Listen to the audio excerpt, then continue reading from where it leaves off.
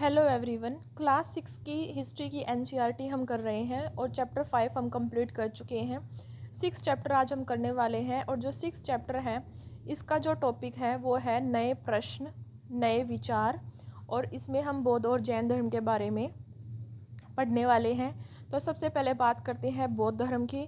जो बौद्ध धर्म है, महात्मा बुद्ध ने जिसकी स्थापना की, जिनका नाम गौतम था और वे क्षत्रिय वंश और शाक्य वंश गण से बिलोंग करते थे और जिनका जन्म 2500 वर्ष पहले हुआ था। ठीक है। और इनके बारे में इनकी जो 3 महत्वपूर्ण जगह हैं, इनको याद करना होगा आपको। कि ज्ञान इन्होंने दिया था गया में, बोध गया में जो कि बिहार में है। उपदेश इन्होंने जो अपना पहला दिया था वो दिया था सारनाथ में। और इनका निर्वाण या मृत्यु वो हुई थी कुशीनगर में। ठीक है। इसके अलावा बौद्ध धर्म के बारे में हम यह पढ़ते हैं कि जो बौद्ध धर्म है वो तृष्णा वर्ड हम देखते हैं कि वे कहते हैं कि जो इच्छाएं और लालसाएं हैं ना, ये हमारी कभी भी समाप्त नहीं होती, ऐसा बौद्ध धर्म का कहना है। और सारनाथ स्तूप, जहाँ बुद्ध ने अपना पहला उपदेश दिया, वहाँ स्मृति में स्तूप का निर्माण किया गया है। ठीक है। सारनाथ स्तूप क्या है? सारनाथ में उन्होंने पहला उपदेश दिया और उसी जगह पर स्मृति में स्तूप बनाया गया और इसका नाम सारनाथ स्तूप है। शिक्षा सामान्य लोगों की भाषा में, प्राकृत भाषा में दी। जो गौतम बुद्ध थे उनकी जो शिक्षाएं थी वो सामान्य भाषा में थी और उस समय की सामान्य भाषा थी प्राकृत भाषा। एक हमें यहाँ पर संवाद मिलता है किस्सा गौतमी के साथ। जो गौतम बुद्ध होते हैं उनके पास आती है किस्सा गौतमी, उसके बारे में। जो किस्सा गौतमी है, उनका जो पुत्र है उसकी मृत्यु हो जाती है और वो बहुत ज़्यादा दुखी होती हैं और न अपने पुत्र को गोद में लेकर यहाँ से वहाँ घूमती है, सबसे मिन्नतें करती है कि इसे जीवित कर दो, इसे जीवित कर दो। बाद में वे ना गौतम बुद्ध के पास जाती है।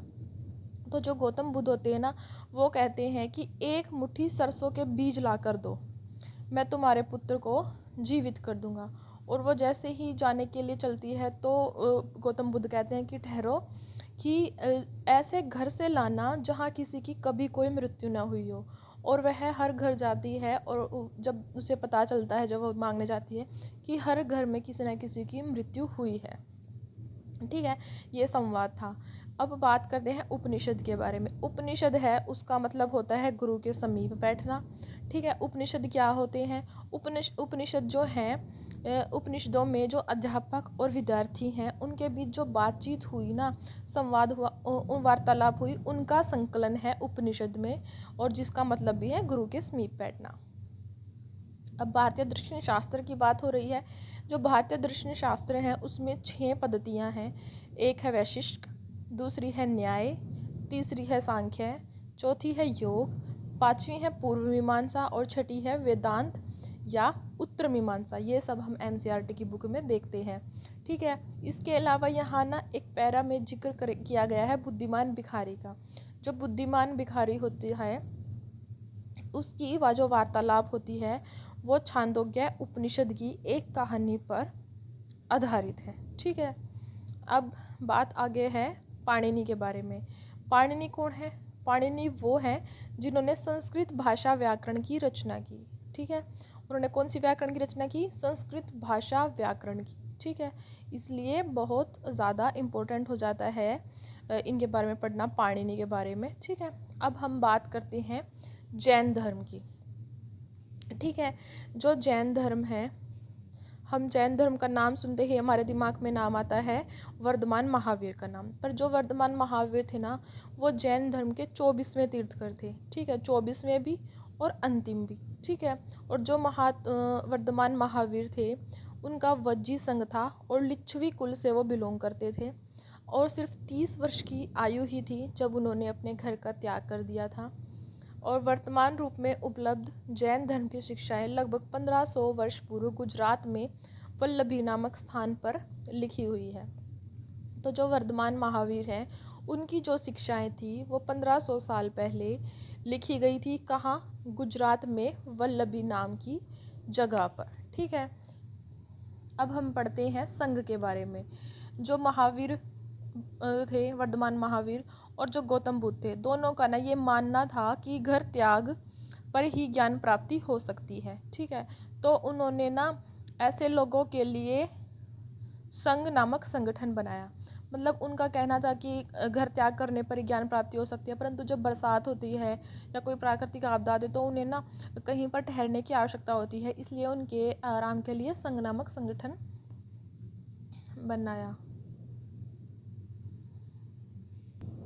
तो वो बारिश वगैरह में कहीं घूम नहीं सकते थे, इसलिए उनके लिए उन्होंने विहार बनवाए थे जो कि शरणा स्थल है। तो यहाँ पर क्या बात पड़ी हमने कि जो संघ है वो बनवाए थे महावीर और बौद्ध ने, दोनों ने, कि उनका मानना था कि घर पर ज्ञान की प्राप्ति नहीं हो सकती, घर का त्याग ही करना होगा, इसलिए तो उन्होंने संघ नामक संगठन बनाए थे और इन संघ के विश्राम के लिए विहार बनाए थे। ठीक है, अब पढ़ते हैं विनय पिटक के बारे में। जो विनय पिटक हैं वो ग्रंथ बौद्ध भिक्षुओं के लिए बनाए गए, ठीक है, नियम है। तो विनय पिटक क्या है? नियम है बौद्ध भिक्षुओं के लिए जो बनाए गए हैं। और विनय पिटक एक ग्रंथ है जिसमें ये सब नियमों का जिक्र है। कार्ले महाराष्ट्र में एक गुफा है जो पहाड़ी को काट कर बनाई गई है, जहाँ भिक्षु भिक्षुणी ध्यान किया करती थी। ठीक है, और विहार अभी मैंने पहले बता ही दिया। शरणास्थल, भिक्षु भिक्षुणी के लिए पहले लकड़ी व बाद में ईंटों के विहार बनाए गए।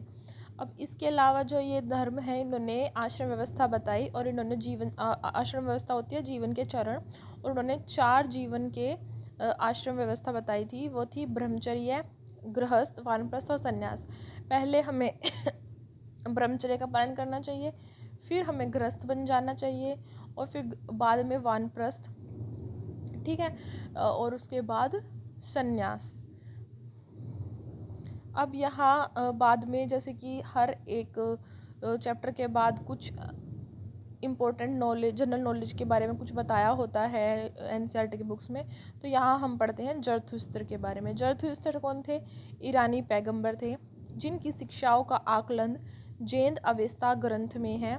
इसमें वर्णित रीति रिवाज, वेदों की भाषा व रीति रिवाजों से, मतलब जो इनके रीति रिवाज है ना, वो वेदों की भाषा रीति रिवाजों से काफ़ी मिलते जुलते हैं। और इनकी मूल शिक्षाएं क्या थी? सद्विचार, सद्वचन, सद्कार्य। ठीक है, तो इस चैप्टर में हमने पढ़ा बौद्ध और जैन ग्रंथ के धर्म के बारे में। जो बौद्ध धर्म है वो महात्मा बुद्ध ने स्थापना की और जो जैन धर्म है उसके वर्धमान महावीर ने।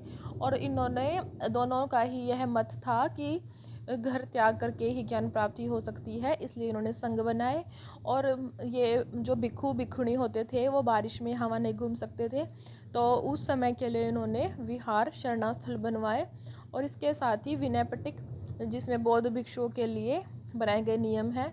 और कार्ले नामक महाराष्ट्र में एक गुफा है जो पहाड़ी को काट कर भिक्षु भिक्षुणियों के लिए बनाई गई थी।